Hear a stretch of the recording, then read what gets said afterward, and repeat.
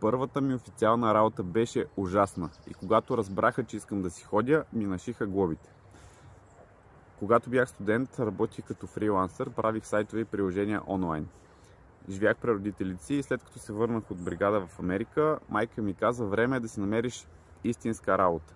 Казах: добре. Влезнах в интернет, намерих една обява за уеб дизайнер и отивам на интервю. При мен идва една строга млада дама с една интересна рокля. Посрещаме, слагаме на един компютър без интернет. Нали, все пак става въпрос за уеб дизайн, защото трябва да има интернет. И ми дават един щупен сайт, който трябваше да бъде оправен. И ми дадаха 40 минути. Съответно, аз много бързо намерих начин как да го оправя. Просто свързах един линк, който работи, с такъв, който не работи. И вместо 40 минути стана за 2 минути. Съответно, жената беше много изненадана и след това ме покани долу в заведението да ми обясни условията.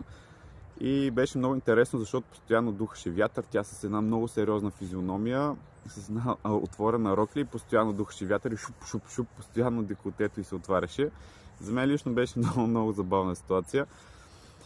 Тя се правеше, че нищо не се случва, нали, с stone face погледа си, който ме гледаше. Условията не бяха много добри, бях свързани с работа нощно време, от 6 вечерта до 3. И в крайна сметка реших да се съглася. Започнах и това, което видях, че всъщност ние оправихме каталози. Примерно имаш един каталог, който е на немски, английски и така нататък, и на определените езици той е по-широк. И ние просто оправихме файловете, за да изглеждат по-добре на различните езици.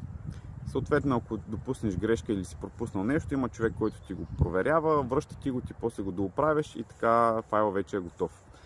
Лошото беше, че нямаше интернет, както казах, а за мен беше немислимо как може човек да работи нещо свързано с дизайн и съответно да няма интернет. Колегите, с които работих, като цяло също изглеждаха ми малко примирени, не много мотивирани да правят разни неща. Като човек, който завършва университета, някакси за мен беше... Може би си представях така работно място с по-мотивирани хора за работа. Помня един от колегите, който 15 минути преди да свърши работното време, винаги влизаше в тоалетната и последните 15 минути на работния ден ги изкарваше там. Как винаги му се ходеше точно по това време, не знам. Имаше един Mac, който аз исках да работя на него, понеже знаех, че той е отключен и поне може да се ползва някакъв интернет, може да правиш нещо по-интересно. И същия този колега, който седеше в тоалетната, ми вика: ти знаеш какво е Mac, бе? Ти виждал ли си такъв компютър изобщо?